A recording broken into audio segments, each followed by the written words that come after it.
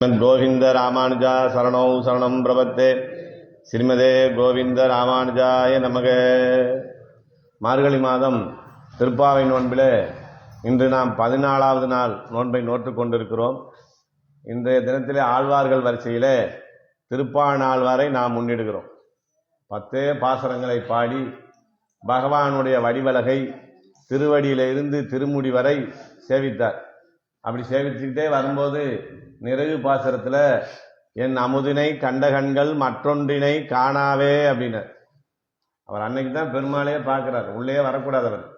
அவரை தூக்கிட்டு வந்தாங்க. பெருமாளுடைய உத்தரவுனால முனிவாகனனாக வந்து உள்ளே பெருமாளை தரிசிக்கிற போது 10 பாசுரங்கள் தான் பாடினார். பாடிட்டு அவருடைய உத்தமமான பக்திக்கு அவர் சொன்னதையெல்லாம் கேட்கணும் இல்லையா? நம்ம என்ன பார்த்துருக்குறோம், அடியவனாகிவிட்டால் நாம் சொல்வதையெல்லாம் பகவான் கேட்டாக வேண்டும். அப்படி தூய்மையான அடியவரான திருப்பாணாழ்வார் என்ன சொன்னார்? நீலமேனி நிறை கொண்டது என் நெஞ்சினையேன்னார். அப்படி சொல்லும்போது ஐயோன்னார், அமங்கல சொல்லுது. நம்ம ஐயோன்னு சொன்னா சொல்லாதன்னு சொல்றோம். ஆனா பெருமாளுடைய வடிவழகை சேவிச்சுட்டு அவர் என்ன சொன்னாரு? ஐயோ நீலமேனி நிறை கொண்டது என் நெஞ்சினையேன்னார். இந்த வடிவத்தை பார்க்கும்போது இந்த அழகை சொல்றதுக்கு எனக்கு வார்த்தையே கிடைக்கலையேன்னு சொன்னவர் அடுத்த பாசத்தை என்ன சொன்னாரு? என் அமுதினை கண்ட கண்கள் மற்றொன்றினை காணாவேனார். உன்னைய பார்த்த கண்ணால நான் வேற எதையும் பார்க்க விரும்பலன்னு சொன்னாரு. அவர் சொன்ன வார்த்தையை நிறைவேற்றுவதற்காக அப்படியே கூட்டு போயிட்டார். உள்ள போன திருப்பாணாழ்வார் வெளியே வரல. அப்படிப்பட்ட உயர்ந்த பக்தியிலே வெளிப்படுத்திய திருப்பாணாழ்வாரை இன்று முன்னிட்டு அவரையும் இந்த கோஷ்டியில இணைத்து கொண்டு நாம் இந்த நோன்பை நோக்க வேண்டும் என்று நமக்கு பூர்வாச்சாரியர்கள் சொல்லியிருப்பதனாலே அதன் அடிப்படையிலே நாமும் அவரை முன்னிட்டு இன்றைய பாசுரத்திற்கான விவரத்தை பார்க்க இருக்கிறோம். இன்றைய பாசுரமானது உங்கள் புழக்கடை தோட்டத்து வாவியுள் செங்கழுநீர் வாய் நிகழ்ந்து ஆம்பல் வாய் கூம்பினகான் செங்கல் பொடிக்கூரை வெண்பல் தவத்தவ தங்கள் திருக்கோயில் சங்கிடுவான் போகின்றார் எங்களை முன்னும் எழுப்புவான் வாய்பேசும் நங்காய் எழுந்திராய் நானாதாய் நாவுடையாய் சங்கோடு சக்கரம் ஏந்தும் தடக்கையன் பங்கைய கண்ணானை பாடேலோர் எம்பாவாய் என்கிற பாசுரம். இந்த பாசுரத்தில் எப்படிப்பட்ட நிலையில இருக்கக்கூடிய ஒரு பெண்ணை எழுப்புகிறார்கள் என்றால், இந்த கோஷ்டிக்கு ஒரு காரியம் என்றால் அதை முன்னே நின்று தன் சொந்த காரியமாக எடுத்து மிக ஆர்வமாக செயல்படக்கூடிய ஒரு பெண். இந்த எழுப்புகிற வேலை நான் ஒருத்தியே பார்த்து கொள்கிறேன். 5 லட்சம் பெண்கள் இருக்கிற அந்த வீட்டிலையும் போய் நானே கதவை தட்டி எல்லாரும் எழுப்பி விட்டு வரேன் அப்படின்னு சொல்லக்கூடிய ஒரு கைங்கரியத்திலே ஆர்வமிக்க பெண்ணாக இருந்தும் இன்றைய தினத்திலே அதை மறந்து உறங்கி கிடக்கிறார். அப்படிப்பட்ட பெண்ணைத்தான் இன்றைய தினத்திலே எழுப்புகிறார்கள். அந்த எழுப்புகிற போது ஒவ்வொரு பாசுரத்திலையும் விடிந்ததற்கான அடையாளங்களை ஒவ்வொரு விதமாக சொல்லிக்கொண்டே வருகிறார்கள். நம்ம பார்க்கிறோம். இதுல என்ன சொல்றாங்க? உங்கள் புழக்கடை தோட்டத்து வாவியுள் செங்கழுநீர் வாய் நிகழ்ந்து ஆம்பல் வாய் கும்பினகான் என்று சொல்லுகிற போது விடிந்ததற்கான அடையாளமாக முதலிலே இவர் எதை சொல்லுகிறார்கள் என்றால், சூரியனை கண்டால் தாமரை மலரும். சூரியன் வந்த மாத்திரத்திலே அள்ளி கூம்பிவிடும். இந்த ஒரு அடையாளத்தை இந்த பெண்ணுக்கு விடிந்ததற்கான அடையாளமாக சொல்லுகிறார். பெண்ணே, நீ எழுந்து வராமல் இருக்கிறாயே, இங்கே தாமரை மலர்ந்தது, ஆம்பல் குவிகிறது. இதற்கு என்ன அர்த்தம்?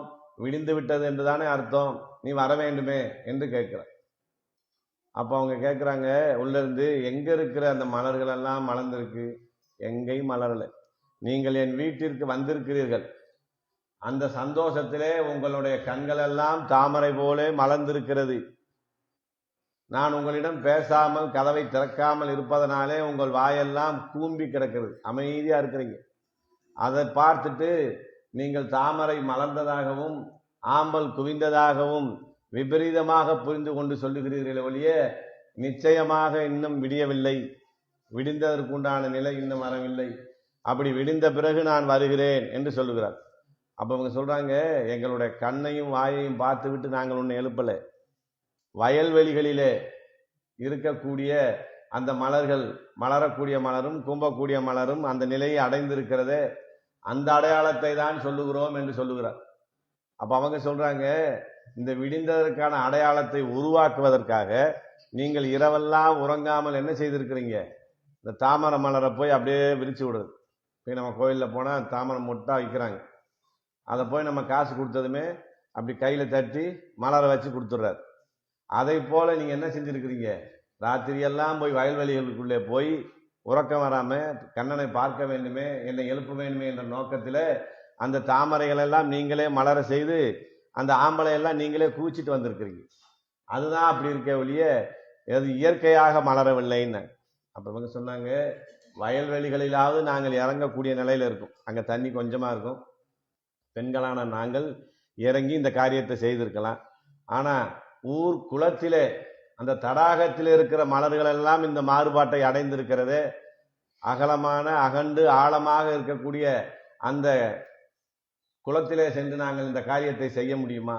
அங்கே இருக்கிற மலர்களும் இப்படி மலர்ந்தும் குவிந்தும் இருக்கிறது, அது அடையாளமாக உனக்கு தெரியவில்லையா என்று சொல்லுகிற போது உள்ளே இருக்க பெண் சொல்லுகிறார், நீங்கள் உங்கள் முகத்தை போய் அந்த தண்ணியில காட்டிருக்கிறீங்க. அப்பெல்லாம் இந்த ஆகாய தாமரை எல்லாம் இல்லை, தண்ணீர் தெளிந்த தண்ணீராக இருக்கும். அந்த தண்ணீரிலே உங்கள் முகத்தை பார்த்த பொழுது நான் சொன்னது போல கண்கள் மலர்ந்தும் வாய் கூம்பியும் இருப்பதை பார்த்து நீங்கள் விழிந்து விட்டதாக எனக்கு சொல்லுகிறீர்களே ஒழிய உண்மையாக அங்க மலர்கள் மலரவில்லை என்று சொல்லுகிறார். நாங்க சொல்வதற்கெல்லாம் நீ பதில் சொல்லிக் கொண்டே இருக்கிறாயே, உனக்கு சந்தேகமா இருந்தா நீ எழுந்து வா, நம்ம எல்லாரும் போய் அந்த தடாகத்திலே குளத்திலே பார்க்கலாம், மலர்கள் மலர்ந்திருக்கிறதா குவிந்திருக்கிறதான்னா. அதுலேயும் எனக்கு ஒரு சந்தேகம் இருக்கு. ஏன்னா நீங்க யாருக்கு உறவினர் தெரியுமா? அகநிதி கடனா சாமர்த்தியம் நிறைந்தவன். இந்த உலகத்திலே செய்ய முடியாத விஷயம் எது என்று சொல்லுகிறோமோ அதை சர்வ சாதாரணமாக செய்யக்கூடிய பரமாத்மாவான ஸ்ரீமன் நாராயணனோடு தொடர்புடையவர்கள் நீங்கள். உங்களுக்கு இந்த குளத்திலே இருக்கிற தாமரையை வளரச் செய்வதும் ஆம்பளை கும்ப செய்வதும் உங்களுக்கு ஒரு பெரிய விஷயமாக இருக்காது. இது உங்கள் செயலாலே வந்த மாறுபாடு தானே ஒழிய அது இயற்கையான மாறுபாடு இல்லை என்று சொல்ற. சரி, இதாவது வெளியே இருக்கு, நாங்க பண்ணிட்டோம். புலக்கடை தோட்டத்து வாவியுள் அவரவர்கள் வீட்டிற்கு பின்னே சின்ன நீர்நிலை ஏற்படுத்தி வைத்திருக்கிறார்களே, அங்கே காவல் இருக்குமே, அவங்க வீட்டுக்குள்ள நாங்க அத்துமீறி நுழைய முடியாது. அந்த புலக்கடையில இருக்கக்கூடிய மலர்கள் எல்லாம் மலர்ந்தும் குவிந்தும் இருக்கிறது, இது யார் போய் செய்திருப்பா? நாங்க போக முடியாது அப்படின்னு சொன்னாங்க. அது எப்படி இன்னொருத்தர் வீட்டுக்குள்ள இருக்கிற தடாகத்தில் இருக்கிறது மலர்ந்ததும் குவிந்ததும் உங்களுக்கு எப்படி தெரியும்? அதையும் கூட நீங்கள் செய்யக்கூடிய வாய்ப்பு உங்களுக்கு இருக்கிறது. ஏன்னா அடியவர்களாக இருப்பதனால உங்களை அவர்கள் வீட்டுக்குள்ளே விட்டிருப்பார்கள், நீங்கள் அந்த காரியத்தை செய்திருப்பீர்கள். இப்படி பதில் சொல்லிக்கிட்டே வந்தாங்க. இப்படி சொல்லிக்கிட்டே வந்தா என்ன இருக்கும்? நம்ம சொல்லுவதை எதையுமே இந்த மாதிரி சரின்னு கேட்க மாட்டேங்குது. எங்கள் கோபத்தில் என்ன பண்ணாங்க? உங்கள் புலக்கடை தோட்டத்து வாவியுள் செங்கலுநீர் வாய் நிகழ்ந்து ஆம்பல் வாய் கூம்பினகாங்க. வெளிப்புறத்தில் இருக்கிறதான் விட்டுது. உங்கள் வீடு காவல் கட்டு நிறைந்த வீடு, சூரியன் கூட உங்கள் அனுமதி இல்லாமல் உள்ளே வர முடியாத நிலை இருக்கக்கூடிய ஒரு வீட்டில உங்கள் வீட்டு புலக்கடையில அந்த மாதிரி மலர்களுடைய மலர்வதும் கூம்புவதுமாக இருக்கிறதே, அதையாவது நீ சென்று பார் என்று சொல்லுகிறார்கள் இந்த இடத்துல. இது எதுக்காக சொல்றாங்கன்னா, கோவப்பட்டு சொல்றாங்க. சொல்றதுக்கெல்லாம் பதில் சொல்லி இருக்கிறதுனால உங்கள்னு சொல்றாங்க. அப்படி அறிவற்ற ஒரு நிலையில இருக்கக்கூடிய மலர்கள் கூட இப்படி மலர்ந்து இருக்குது, கூம்ப வேண்டியதை கூம்ப செய்கிறது.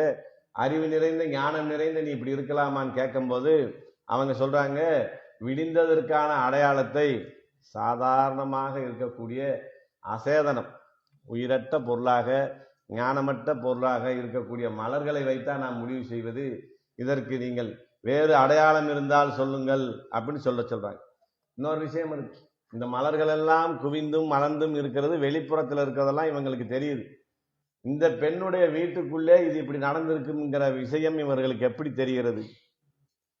இங்கே வெளியே இந்த மாற்றம் நடைபெற்று இருப்பதனாலே உள்ளேயும் அந்த மாற்றம் நிகழும் என்ற அனுமானத்திலே இவர்கள் சொல்லுகிறார். ஞானம் அடைவதற்கான வழிகள் என்ன? சப்தம், அனுமானம், ஸ்பர்சம், பிரத்யட்சம். இதனால தான் நாம் எந்த விஷயத்தையும் நாம உணர்ந்து கொள்ள முடியும். அப்போ இங்க அனுமானத்திலே சொல்லுகிறார்கள், இங்கே வெளியே மலர்கள் மலர்வதும் குவிவதுமாக இருந்தால் உன் வீட்டுக்குள்ளேயும் அந்த மாற்றம் நடந்திருக்கும், அதனாலே பெண்ணே அதையாவது போய் பாருன்னு சொன்னாங்க. இந்த இடத்துல உங்கள் புலக்கடைன்னு சொன்னதுமே வியாக்கியான கர்த்தாக்களுக்கெல்லாம் ஒரு சந்தேகம் வருது, இதை கேட்டுக்கொண்டிருப்பவர்களுக்கு. எதையுமே நான் எனது என்று சொல்லக்கூடாது என்று சொல்லி இருப்பதுதானே பாகவதனுடைய உண்மையான நிலை என்று சொல்லிவிட்டு இப்ப அந்த பெண்ணிடம் கோபத்திலே உங்கள் புலக்கடைன்னு சொல்றமே, அந்த வீடும் அந்த புலக்கடையும் அந்த பெண்ணுக்கு சொந்தமா? இப்படி சொல்லலாமா? இது பொருத்தமாகுமா? நான் எனது இது என்னுடையதுங்கிற அகங்கார மமகாரங்களை அற்றுத்தானே நாம் இங்கே பாகவதர்களாக ஆகியிருக்கிறோம். இந்த வார்த்தையை இவர்கள் பயன்படுத்தலாமா என்று கேட்கிற போது, மம என்னுடையது, நமனா நான் என்னுடையவன் இல்லைன்னு அர்த்தம். மமன்னு சொன்னா என்ன அர்த்தம்? என்னுடையதுன்னு அர்த்தம். நம்ம சன்னதியில போய் அர்ச்சனை பண்ண சொல்லி அர்ச்சகர்கிட்ட கொடுக்குறோம். எங்க குடும்பத்தில் இருக்கிற எல்லாரும் நல்லா இருக்குன்னு, எங்களுக்கு எல்லா வசதியும் கிடைக்குன்னு நீங்க அர்ச்சனை பண்ணுங்கன்னு சொல்றோம். அவன் என்ன சொல்றாரு? பகவானுடைய நாமங்களை சொல்லி நம நமன்னு சொல்லி முடிக்கிறார். அதுக்கு என்ன அர்த்தம்? நான் எனக்குரியவன் அல்ல, நான் உனக்குரியவன் சொல்றதுதான் அந்த மந்திரத்துடைய அர்த்தம். இந்த மந்திரத்தை விரிவா சொன்னோம்னா நாளைக்கு நம்ம போய் சொல்ல மாட்டேன். சாமி நான் எனக்கே உரியவன், நீங்க எனக்கு உரியவன் இல்லை இல்லைன்னு சொல்றது எனக்கு விருப்பம் இல்லைன்னு சொன்னாலும் நம்ம சொல்லிடுவோம். ஆனா அந்த நிலைதான் உயர்ந்ததான நிலை. இந்த மமங்கிறது என்ன செய்யும்? ஏன் அந்த குணத்தை நாம விட்டொழிக்கணும்? நான் எனதுங்கிற அகங்காரம் மமகாரம் நம்மிடத்துல ஏன் இருக்கக்கூடாது அப்படின்னு சொன்னா, இந்த மமங்கிற என்னுடையது நான்கிற எண்ணம் இருந்தா இது என்ன செய்யும்னா, இந்த ஆத்மாவை மோட்சத்துக்கு போக விடாது. மீண்டும் மீண்டும் மீண்டும் மீண்டும் இங்க வந்து பிறப்பதற்கு ஒரு காரணமாக இருக்குமே ஒழிய மோட்சத்துக்கு வழி இருக்காது. இப்பெல்லாம் இறக்குறவங்க திடீர்னு இறந்துடுறாங்க. அதனால இந்த நிகழ்வு, நான் சொல்ல போற நிகழ்வு இப்பெல்லாம் நடக்கிறதுக்கு சாத்தியம் இல்லை. முந்தைய காலத்துலலாம் பார்த்தா வீட்டுக்கு ஒருத்தவங்க ரொம்ப வயசாகி நடமாட்டம் இல்லாமல் உயிரும் போகாமல் இருக்கும். என்னப்பா செய்யுதுன்னா, நெஞ்சு குளிக்கும் தொண்டைக்கும் இழுத்துக்கிட்டு இருக்கு அப்படின்னு சொல்லுவாங்க. சரி, அந்த அம்மாவுக்கோ அந்த ஐயாவுக்கோ எதிரையோ ஆசை இருக்கு, அந்த அவங்க நிலத்துல போய் இந்த மண்ணை எடுத்துக்கு வந்து கொஞ்சம் கரைச்சி ஊற்றுங்க, அந்த வீட்டில் இருக்கிற மதுளை சுரண்டி கொஞ்சம் ஊற்றுங்க, இல்லைன்னா தங்கத்தை கொஞ்சம் உரைச்சி ஊற்றுங்க, போயிரும்வாங்க. அப்போ அதுக்கு என்ன அர்த்தம்? அவங்களுக்கு இது மேலே எல்லாம் ஆசை இருக்கு என்று அர்த்தம். அந்த ஆசையை நம்ம நிறைவேற்றினா போயிரும் நினைக்கிறோம். அந்த நினைவோட போனா என்ன செய்வாங்க? போன வேகத்தில் திருப்பி வருவாங்க. ஏன்னா போகக்கூடிய இடம் எது? புண்ணியம் பண்ணியிருந்தா சொர்க்கம், பாவம் பண்ணியிருந்தா நரகம். இதுக்கு ரெண்டுக்குள்ள போனாலும் திருப்பி வந்துடுவோம். இது திருப்பி வர்றது நமக்கு எப்படி சாமி தெரியும்? நமக்கு ஒரு சந்தேகம். எப்படி திருப்பி வரோம்னா, அங்கிருந்து நம்ம புண்ணியம் தீர்ந்ததுமே அவங்க என்ன செய்வாங்கன்னா, நீ புண்ணியம் பண்ண காலம் முடிஞ்சாச்சு, சொர்க்கத்தில் இனிமேல் இருக்கிறது செய்ய நீ உனக்கு அனுமதி இல்லை, நீ வெளியே போகலான்னு பிடிச்சி தள்ளி விட்டுருவாங்க. நரகத்திலேயுமே செய்த பாவத்துக்கு உண்டான காலம் முடிஞ்சிச்சுன்னா, நீ செஞ்ச பாவத்துக்கு தண்டனை அனுபவிச்சுட்டா வெளியே போன்னு தள்ளிடுவாங்க.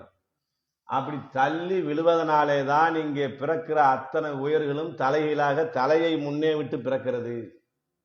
எல்லா உயிரும் எப்படி பிறக்குது? தலை தானே முன்னாடி வருது. அந்த குப்புரை வந்து விழுகிறதுனால தான் தலையை முன்னாடி நீட்டிட்டு வருது.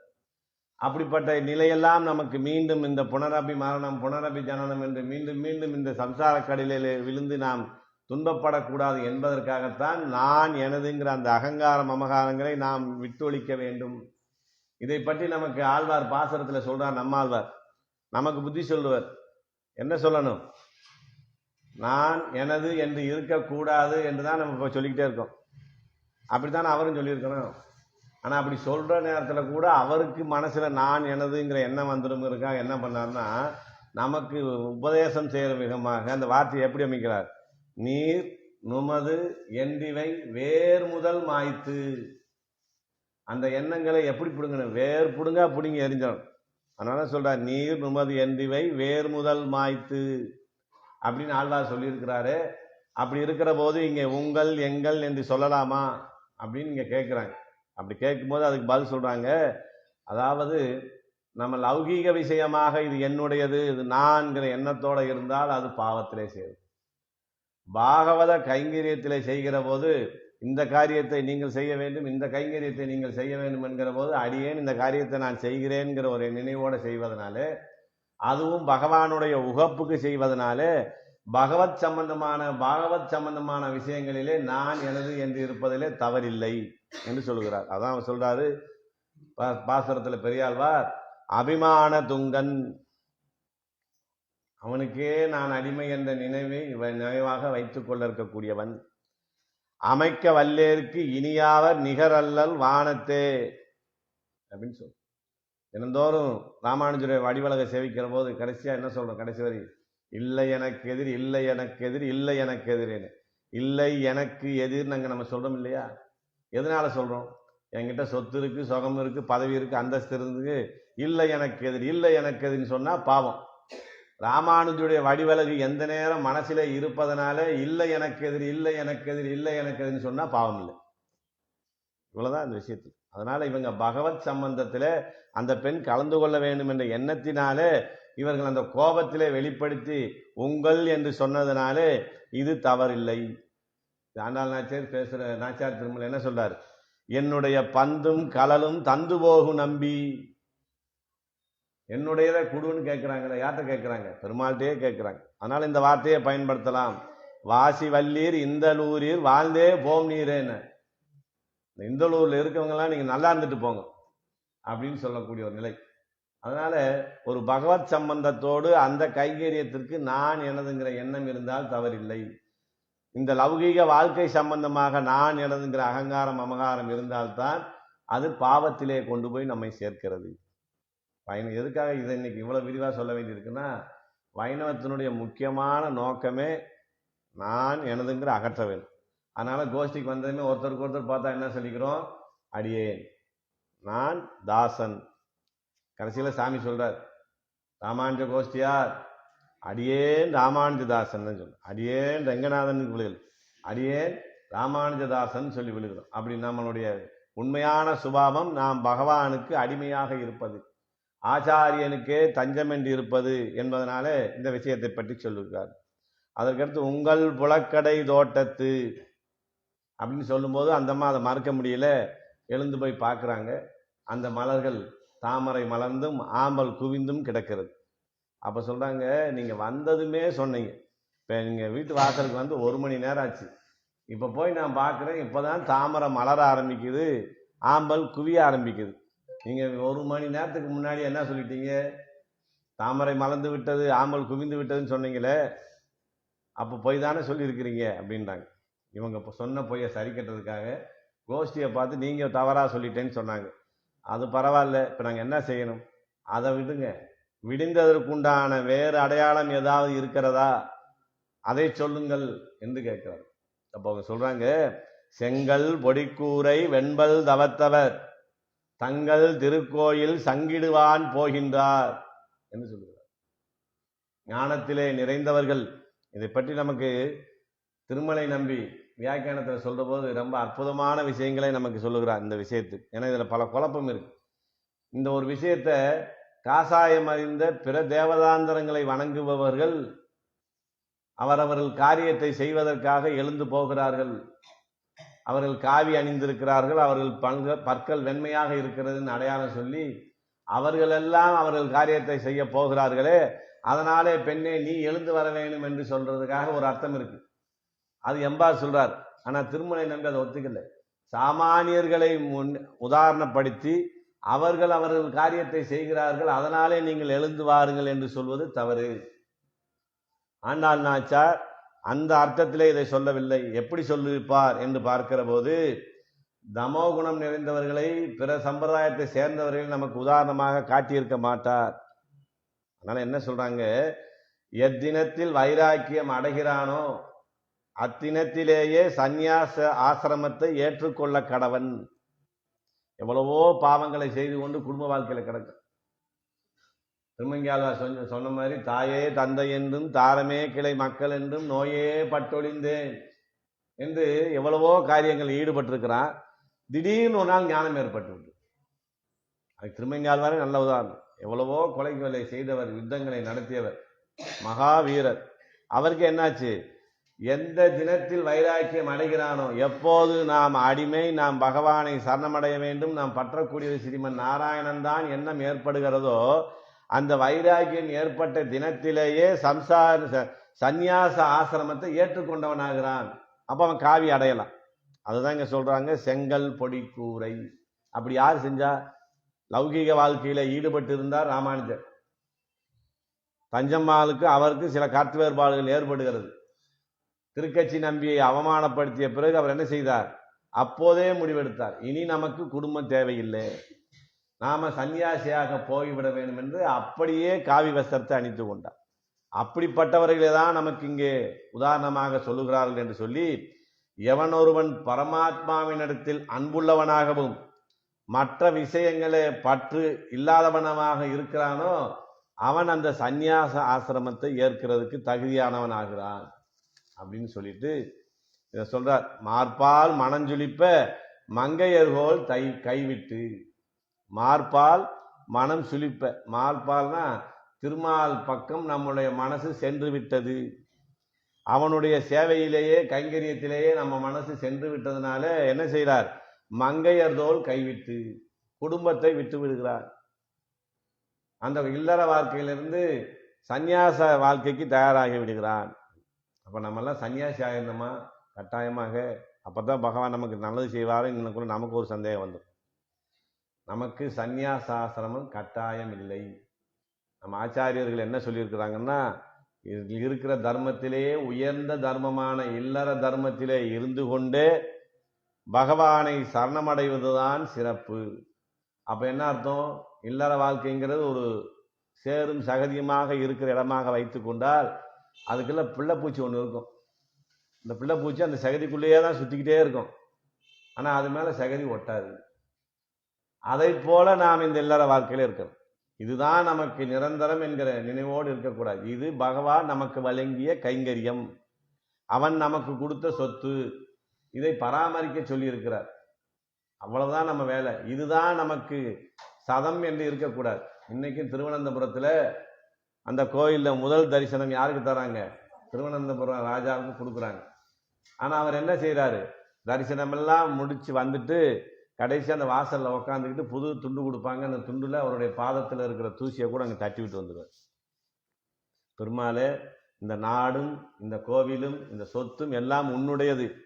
இதை நிர்வாகம் பண்ணக்கூடிய இடத்திலே தான் நான் இருக்கிறேன். உன்னுடைய பொருளை நான் ஒரு துளி மண்ணை கூட எடுத்துக்கொண்டு போகவில்லைன்னு பாதத்தை கூட தொடச்சிட்டு வெளியே வந்துடுறேன்.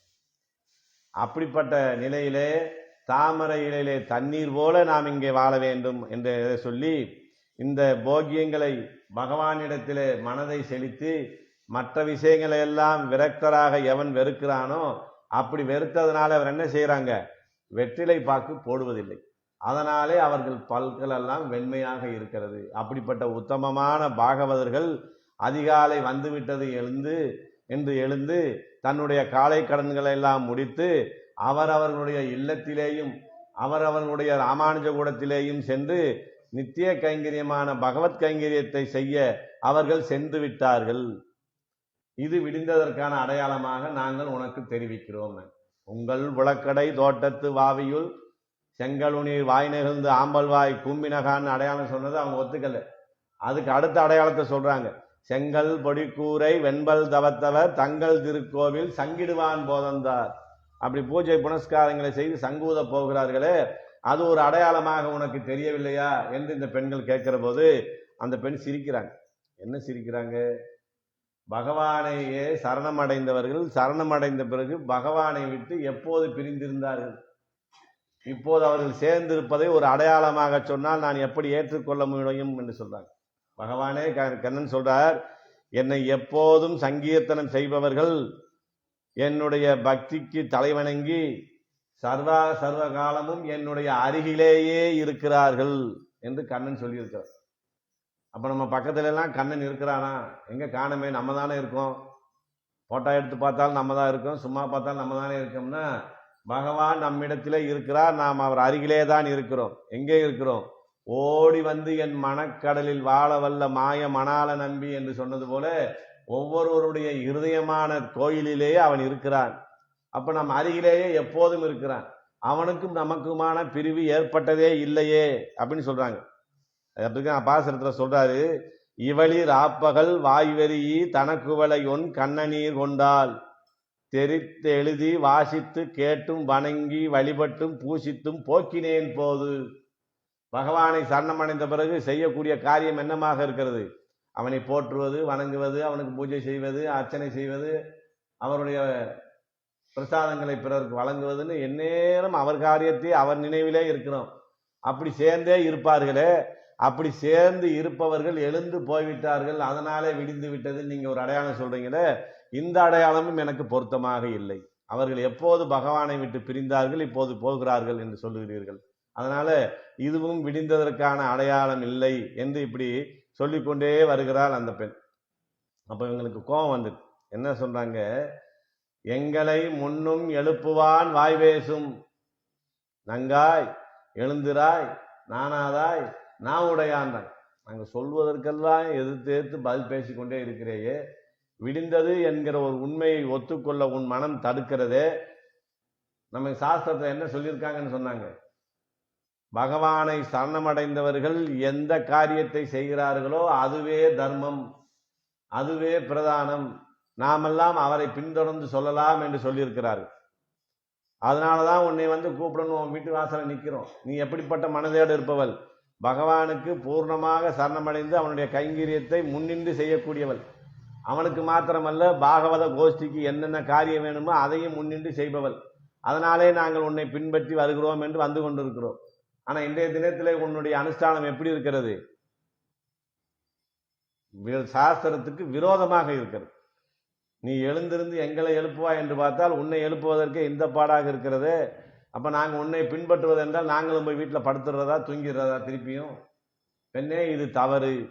நீ நம்முடைய தர்மத்துக்கு விரோதமாக இருக்கிறாய், அது தவறு. எங்களை முன்னும் எழுப்புவான் என்று தாம்பிகமாக வாய் பேசும். நீ எப்படிப்பட்ட பெண்ணாக இருக்கிறாய், வெறும் வார்த்தை ஜாலத்திலே இருக்கக்கூடிய பெண்ணாக இருக்கிறாய். சொல்றோம் இல்லையா, பாடி அவங்க பேசினாங்கன்னா வயிற்றிலே இருக்கிற குழந்தை அதுவா வெளியே வந்துடும், அந்த அளவுக்கு பேசுவாங்கன்னு சொல்ற மாதிரி நீ நல்ல வாய் பேசக்கூடிய பெண்ணாக இருக்கிறாய். இது உனக்கு அழகில்லை.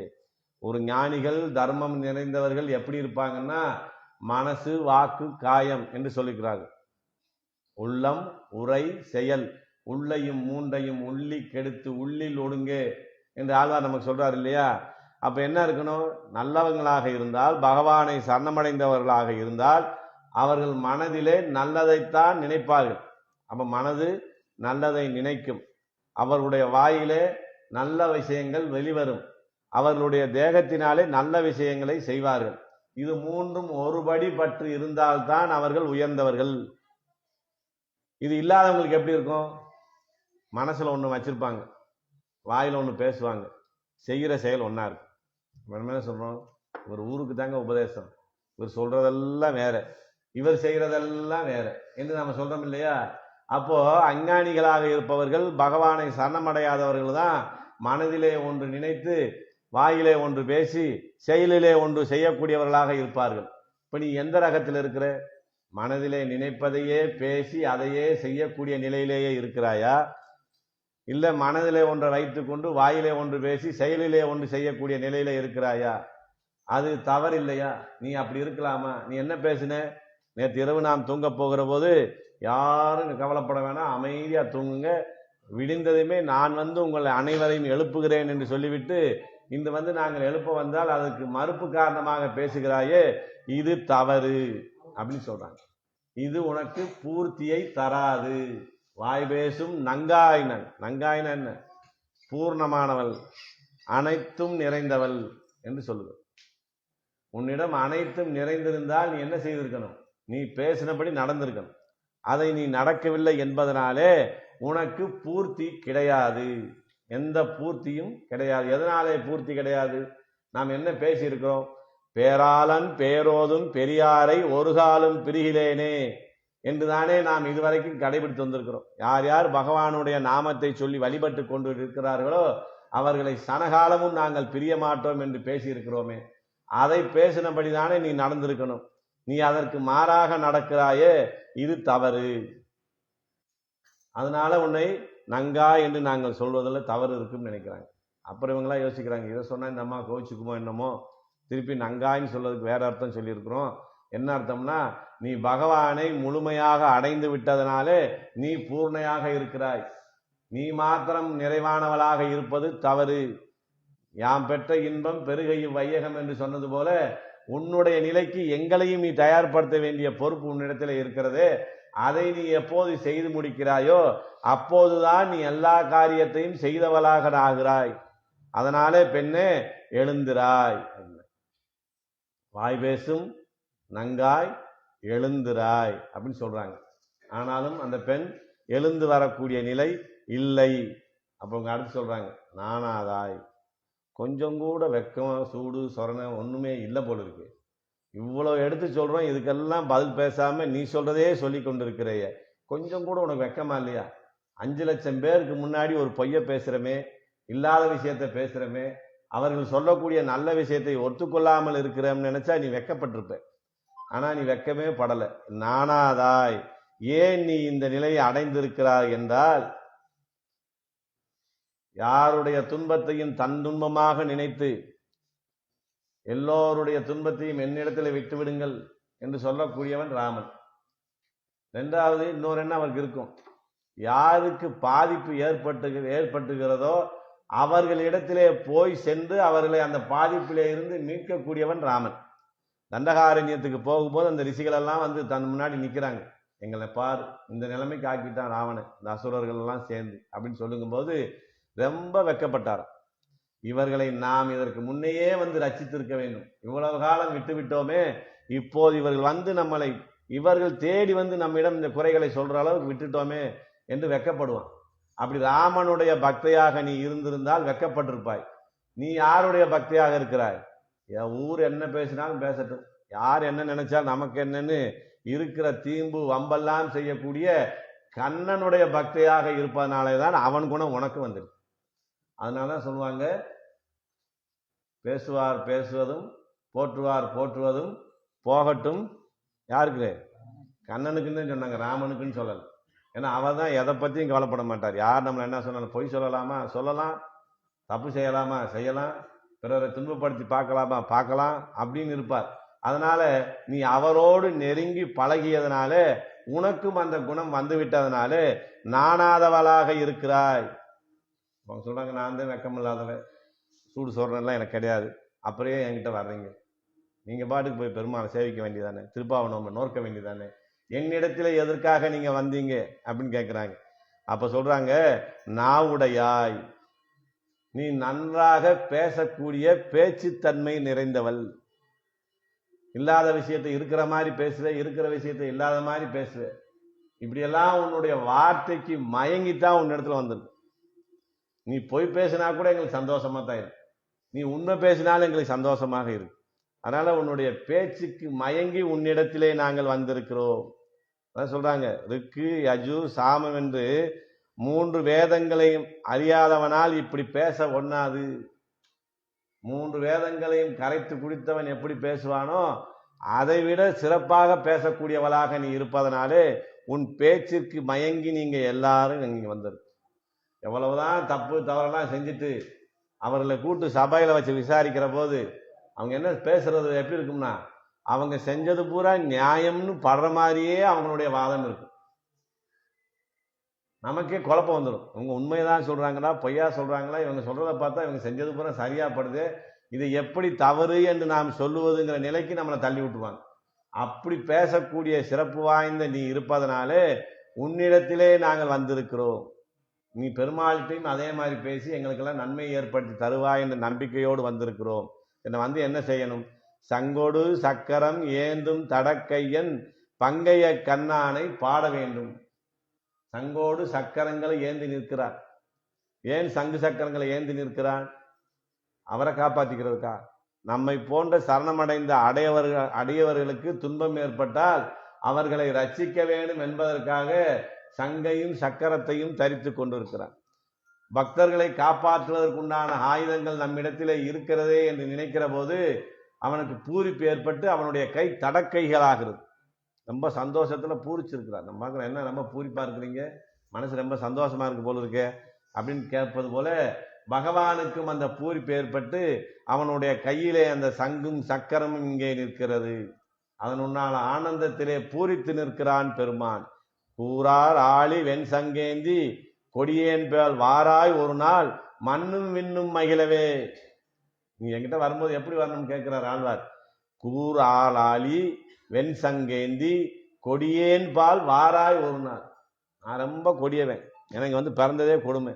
அப்படிப்பட்ட கொடியவனாக இருக்கிற என்னிடத்திலே சங்கு சக்கரங்களை ஏந்திய கைகளோடு சதுர்புஜங்களோடு இந்த விண்ணும் மண்ணும் மகிழக்கூடிய அளவிலே ஒரு நாளைக்கு என்கிட்ட வா அப்படின்னு கேட்கிறார்.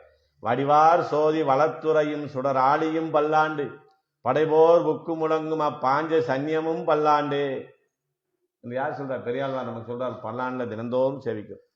சங்கு சக்கரங்கள் என்று கைகூப்பும் அப்படின்னு அதையும் வணங்கக்கூடிய நிலையிலே நாம் இருப்பதனாலே அந்த சங்கோடு சக்கரங்களை ஏந்தி நிற்கிறான் அப்படின்னு சொல்றார். அப்படி இருக்கக்கூடிய பெருமாள் என்ன செய்யறாரு?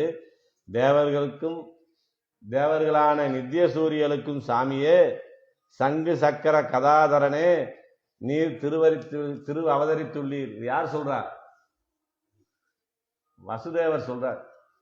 கண்ணன் பிறக்கிற போது சதுர்புஜங்களோடே வந்து பிறக்கிறார் சிறைச்சாலையில. கேட்கிறார், ஏற்கனவே உன் உயிருக்கு ஆபத்து இருக்கு, உன்னை ஒருவனை கொல்வதற்காக உன் முன்னே பிறந்தவங்களை எல்லாம் கொண்டுட்டான், நீ இப்படி அதிசயமாக 4 கைகளோடு வந்து பிறந்திருக்கிறாயே, இதை தெரிந்தால் அவன் உன்னையும் கொண்டு விடுவானே, அதனால பகவானே 2 கைகளை நீ மறைத்து கொள்ள வேண்டும் அப்படின்னு அவர் கேட்கிறார் வசுதேவர். அதுக்கு அடுத்தாற் போல தேவகியும் கேட்கிறார், சர்வாத்மாவே 4 கைகளை உடைய இவ்வுருவை மறைத்துக் கொள்வீராக, அசுரரான கம்சன் உம்முடைய அவதாரத்தை அறியக்கூடாது என்று தேவகியும் கேட்கிறார். அதற்கடுத்து விசுவரை எடுத்து காட்டுறார். மகாபாரத யுத்தம் நடக்கிறதுக்கு முன்னே கீதையெல்லாம் சொல்லிவிட்டு அந்த இடத்துல பகவான் என்ன செய்யறார்? என்ன சொன்னாலும் சந்தேகம் வந்துகிட்டே இருக்கு அர்ஜுனனுக்கு. இவன் சந்தேகத்தை நீக்கணும்னா ஒரே வழி என்ன செய்யலாம்னா, நம்ம விஸ்வரூபத்தை எடுத்து எல்லாத்தையும் இவனுக்கு கண்ணை காட்டிடும். பிரத்யட்சமாகன்னு விஸ்வரூபம் எடுத்து 1000 கைகளோட நின்று இந்த உலகமெல்லாம் அவனிடத்தில் இருப்பதை காட்டுகிறார். அதை பார்த்த அர்ஜுனனுக்கு பார்க்க முடியல. ஐயோ கண்ணா, இவ்வளவு பெரிய நிலையாக நீ இருக்கிறாயே, இப்படி பரமாத்மாவாக இருக்கிற நிலையிலே உன்னால என்ன பார்க்க முடியல, அதனால நீ என்ன செய்யணும்? 1000 கைகளை மறைத்து கொண்டு மீண்டும் 4 கைகளோடு என் முன்னே வந்து நிற்க வேண்டும். ஏன்னா உண்மை எப்பயுமே நமக்கு ஆபத்து தான். உண்மையை தெரிந்து கொண்டால் அது நம்மால் தாங்கிக் கொள்ள முடியாத அளவில் தான் இருக்கும். அப்படி காட்டினார். அப்ப இங்க ஒரு சந்தேகம் வருது. வசுதேவர், யசோதை பிராட்டி, இந்த அடியவர்கள், இவர்களுக்கெல்லாம் கண்ணன் சதுர்புஜங்களோடு இருக்கிறான்னு தெரியுமா? வசுதேவரும் தேவகியும் கேட்ட போதே அவன் 2 கைகளை மறைத்து கொண்டு 2 கைகளோட தானே இருக்கிறான். இவர்களுக்கு எப்படி தெரியுதுன்னா, இவர்களும் அர்ஜுனனை போன்ற உயர்ந்த ஒரு பக்தியை உடையவர்களாக இருப்பதனால இவர்கள் கண்களுக்கு கண்ணன் எப்படி செய்யறான்? சதுர்புஜமாகத்தான் செய்கிறான். துரியோதனம் பார்த்தா 2 கை தெரியும், தர்மர் பார்த்தா 4 கைகள் தெரியும். அந்த உயர்ந்த பக்தியோடு இருந்து பார்ப்பவர்களுக்கு அவன் சதுர்புஜனாகவே காட்சி தருகிறான். அதனால இந்த ஆயர்பாடியில் இருக்கக்கூடிய இந்த சிறுமிகளுக்கும் அவன் சதுர்புஜத்தோடு இருப்பது தெரிவதனால இவர்கள் என்ன செய்யறாங்க? சங்கோடு சக்கரம் ஏந்தும் தடக்கையன். அப்படிப்பட்ட தடக்கைகளை உடையவன் எப்படிப்பட்டவனாக இருக்கிறான்? பங்கைய கண்ணானை, தாமரை போன்ற கண்களை உடையவன். இந்த சங்கு சக்கரம் எப்படிப்பட்டதுன்னா, ஒன்று சூரியன், ஒன்று சந்திரன். அப்ப சூரியன் வருகிற போது இப்ப நம்ம பார்த்தோம், தாமரை மலர்கிறது. சூரியன் இல்லாத போது சந்திரன் வந்ததும் என்ன ஆகுது? தாமரை குவிந்து விடுகிறது. அதே போல பகவானுடைய கண்கள் சில நேரம் மலர்ந்தும் குவிந்தும் இருப்பதற்கு காரணம் என்ன என்று நாம பார்க்கிற போது ஆச்சாரியர்கள் என்ன சொல்றாங்க? இந்த சங்கு சக்கரங்கள் தான் காரணம். இந்த சங்கு சக்கரம் அவன் கண்ணுக்கு அருகிலேயே இருக்கிறது. அப்படிப்பட்ட பங்கைய கண்ணானை பாடேலோர் எம்பாவாய், வெள்ளை சுரிசங்கோடு ஆளியேந்தி தாமரை கண்ணன். அவனுடைய கண்கள் தாமரை கண்கள், நம்மளை ரட்சிப்பதற்காகவே குளிர்ச்சியாக இருக்கிறார். பகவானுடைய கண்கள் தாமரை போன்று சிவந்தே இருக்குமா? என்ன காரணம்? பிராட்டியினுடைய கண்கள் கருத்தே இருக்குமா? என்ன காரணம்? பகவான் எந்த நேரமும் பிராட்டியை பார்த்துக்கிட்டே இருக்கிறதுனால அவங்களுடைய சிகப்பு அந்த கண்ணில் ஏறிக்கிடுச்சான். பிராட்டி எந்த நேரம் பெருமாளையே பார்த்து கொண்டிருப்பதனாலே தான் அவருடைய கண்கள் கருமை நிறைந்த, இவர் கருப்பு, இந்த கருப்பை பார்த்து பார்த்து அவருடைய கண்களும் கருமையாக இருக்கிறது என்று சொல்வார்கள். அப்ப வெள்ளை சுரிசங்கோடு ஆளியேந்தி தாமரை கண்ணன், சங்கு சக்கரங்கள் என்று கைகூப்பும் தாமரை கண்ணன் என்றே தளரும். சங்கு சக்கரங்களோடு இருப்பவனேன்னு கும்பிடுவோம், தாமரை கண்ணனேன்னு சொன்ன போதெல்லாம் நம்ம மனசு அப்படியே உருகி தாழ்ந்து கீழே வந்து அந்த அளவுக்கு பகவானை போய் சேவிக்கணும். இன்னைக்கு நம்ம சன்னதிக்கு போனா கூட என்ன செய்யறோம்? கடமையா வெளியில செருப்பை கழட்டி போட்டுட்டு கட கட கட கடன்னு உள்ள ஓடுறோம். 3 நிமிஷத்துக்குள்ள நம்ம முடிச்சு வெளியே வரணும்னு படபடன்னு சேவிச்சுட்டு தீர்த்த பிரசாதம் வாங்கிட்டு சடாரம் வாங்கிட்டு வெளியே வந்துடும். வெளியே வந்தவர்கிட்ட பெருமாளுக்கு என்ன வஸ்திரம் போட்டிருந்தாங்கன்னா, அதைத்தானே நான் பார்க்கல. என்னங்க இப்போ தானே கோயிலுக்குள்ளே போயிட்டு வந்தீங்க. எங்கே சாமி போனேன், பார்க்கும்போது ஏதோ சிந்தனை வந்துருச்சு. சரி, என்ன ஆபரணங்கள் போட்டிருந்தார் அதையாவது சொல்லுங்க. அதெல்லாம் நான் பார்க்கல. போனேன், கும்பிட்டு தீர்த்தம் வாங்கிட்டு வந்துட்டேன். இப்படி பெருமாளை சேவிக்கக்கூடாது. ஒரு வினாடி நாம் அவன் முன்னின் சேவித்தாலும் கூட அவன் திருவடியிலிருந்து திருமுடி வரைக்கும் நம்ம சேவிக்கணும். என்னென்ன அணிந்திருக்கிறார், என்னென்ன அவர் மேலே இருக்கிறது பூரா பார்த்து அதை அப்படியே மனசில் நிறுத்தி கொள்ள வேண்டும். அப்போதான் அந்த தளர்ச்சி ஏற்படும். சும்மா போய் கும்பிட்டு வந்தால் நமக்கு தளர்ச்சி வராது. தன் மறந்து அந்த நிலையில் அவன் இடத்துல ஈடுபட வேண்டும். சங்கோடு சக்கரம் கண்டுகந்தும் தாமரை கண்களுக்கு அற்று தீர்ந்தும். சங்கு சக்கரங்களை பார்த்தேன், அதனால எனக்கு உகப்பு ஏற்பட்டுச்சு. தாமரை போன்ற கண்களுக்கு அற்று தீர்ந்தேன். அந்த கண்ணை பார்த்ததுமே எனக்கு எல்லாம் வேணும். செவ்வரி ஓடிய அப்பெரியவாய கண்கள்ங்கிற கண்ணை அனுபவிக்கிற போது திருப்பானாழ்வார் எப்படி அனுபவிக்கிறார் இன்னைக்கு இருக்கிறவர். அந்த கண்ணை பார்த்தாராம் பெருமாள் கண்ணை. அந்த கண்ணை பார்க்கிற போது அந்த வெண்மையாக இருக்க பகுதியில சகப்பா அந்த வரி வரியா நரம்புகள் ஓடும். அந்த அளவுக்கு உத்து பார்த்திருக்காரு. செவ்வரி ஓடிய அப்பெரியவாய கண்கள்னார். நம்ம பெருமாளுடைய கண்ணை பார்க்கறதுக்கு நமக்கு நேரம் கொடுக்க மாட்டாங்க. இப்போ போங்கன்னு பார்த்திடுறாங்க. அப்படி செவ்வரி ஓடிய கண்களை பார்க்கிற போது நான் என்ன செய்யறேன், எனக்கு நான் இல்லை என்று அட்டு தீர்ந்து உன் அடியவனாக ஆகிவிடுகிறேன். ஆங்கு மலரும் குவியும் ஆளுந்திவாய் ஓங்கும் கமலத்தின் 9 ஆங்கை திகிரி சுடரென்றும் வெண்சங்கம் வானில் பகரும் மதி என்றும் பார்த்துனர். இந்த கண்களை பார்க்கிற போது தாமரையாக பார்க்கிறேன், சூரியனாக பார்க்கிறேன், சந்திரனாக பார்க்கிறேன் என்கிற நிலையிலே அவன் கண்ணாடியிலே நாம் ஈடுபட்டு கொண்டிருக்கிறோம். அப்படிப்பட்ட பங்கைய கண்ணானை அவனுடைய கண்ணுடைய சிறப்பை சொல்லி அப்படி சங்கோடு சக்கரம் ஏந்திய பங்கைய கண்ணானை பாடி அவனை பாடுவதற்காக நாம் செல்ல வேண்டும். அதற்காக பெண்ணே நீ வர வேண்டும். அப்படி பாடுகிற போது உன்னுடைய வாய்ஜாலத்தை பகவான் விரும்புவான். அதனாலே உன்னை முன்னே விட்டு நாங்கள் பின்னே போகலாம் என்று நினைக்கிறோம். பெண்ணே, நீ எழுந்து வந்து இந்த கோஷ்டியிலே கலந்து கொள்ள வேண்டும் என்று என்னுடைய தினத்திலே ஆண்டாள் நாச்சியார் இந்த பெண்ணை எழுப்புகிறார்கள் என்று சொல்லி நிறைவு செய்கிறேன். ஸ்ரீமதே ராமானுஜாய நமக. நம்ம கோஷ்டிகளுக்கு ஒரு சிறு விண்ணப்பமா ஒரு தகவல். செவ்வாய்க்கிழமை ஏகாதசி உற்சவம் வருகிறது. அதற்கு மறுநாள் புதன்